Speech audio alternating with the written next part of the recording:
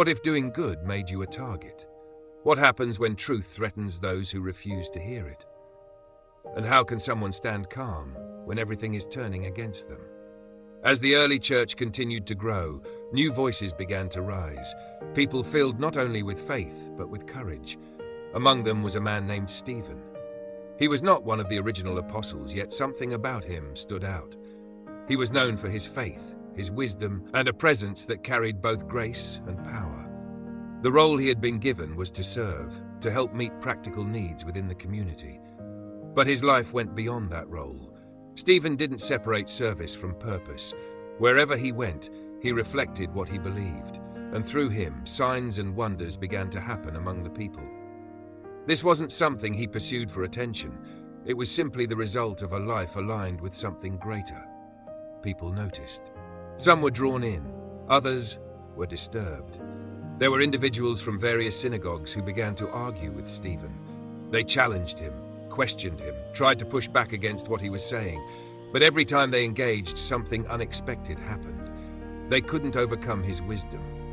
They couldn't counter the clarity with which he spoke, because what he carried wasn't just knowledge, it was conviction.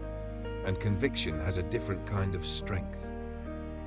It doesn't rely on winning arguments. It stands in truth regardless of the response. This frustrated those who opposed him, because when words don't work, some people turn to other methods. Instead of continuing the discussion, they changed the strategy. They secretly persuaded others to bring accusations against Stephen, false accusations. They claimed he was speaking against sacred traditions, against what the people held deeply. It was a calculated move, because when truth cannot be defeated, it is often distorted. When someone cannot be silenced through reason, they are sometimes attacked through reputation. And that is exactly what happened. The tension grew quickly.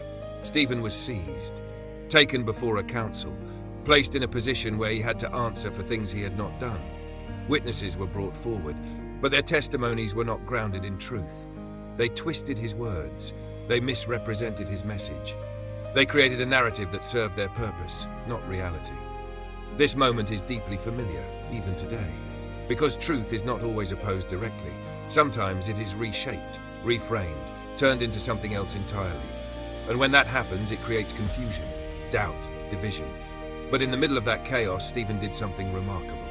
He remained calm. He didn't react with anger. He didn't try to defend himself with force. He stood, steady.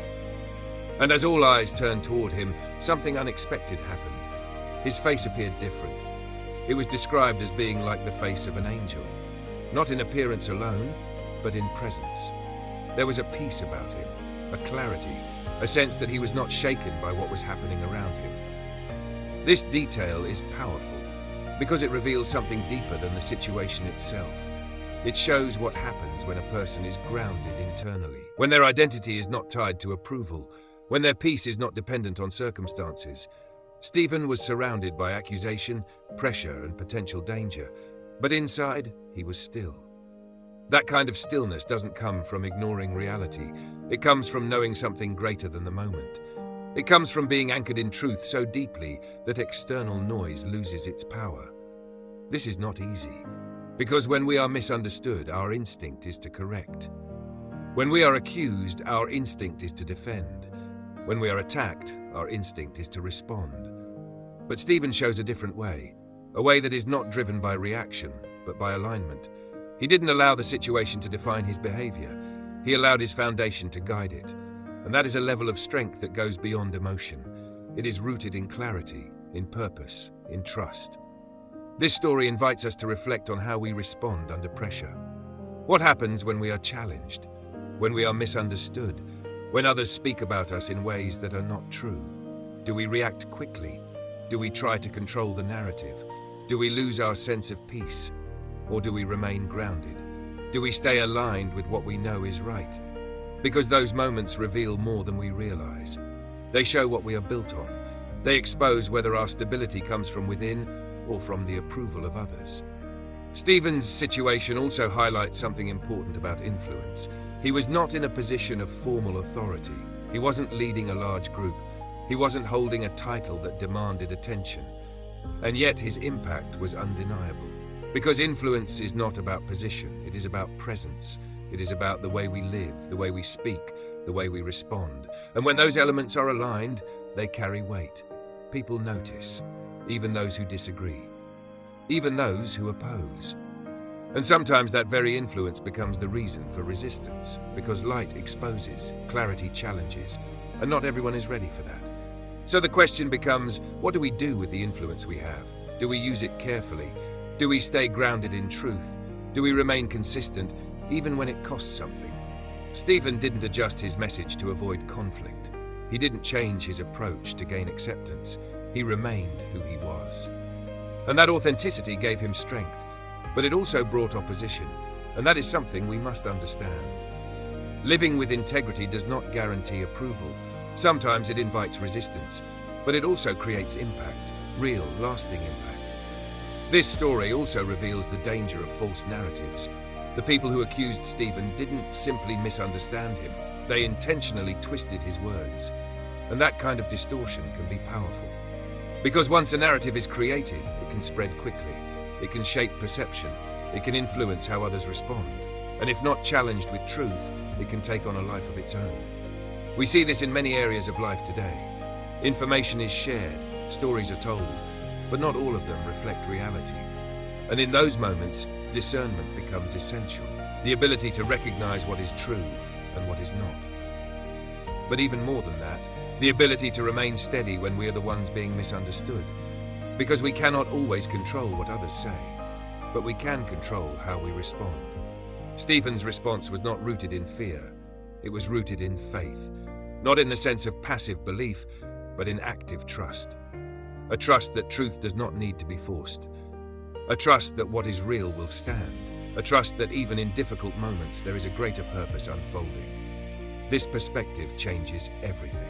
Because it removes the need to react out of panic. It allows space for clarity, for calm, for intentional response. And that kind of presence is powerful.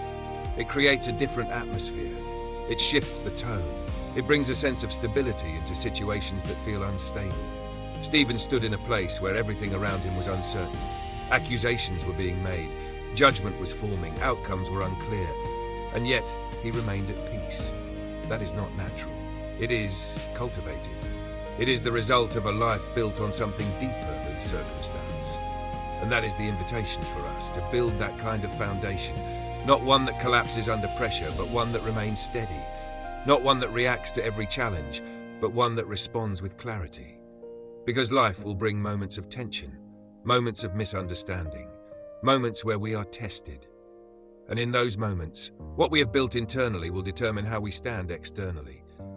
Stephen's story doesn't end in this moment, but this moment reveals everything about who he is. His character, his conviction, his courage, and his calm, all visible in a single scene. A scene that reminds us that strength is not always loud. Sometimes it is quiet, steady, unshaken. And that kind of strength speaks louder than any argument. It leaves an impression. It creates a witness. Not just through words, but through presence. So as we reflect on this moment, we are invited to consider our own lives. Where are we being challenged? Where are we feeling pressure? Where are we tempted to react instead of respond? And how can we build a foundation that allows us to stand, no matter what surrounds us? Because in the end, it is not the situation that defines us, it is how we show up in it. Thank you for watching this video. If this message spoke to you, don't forget to like, follow the channel, and share this video with someone who needs strength and clarity today.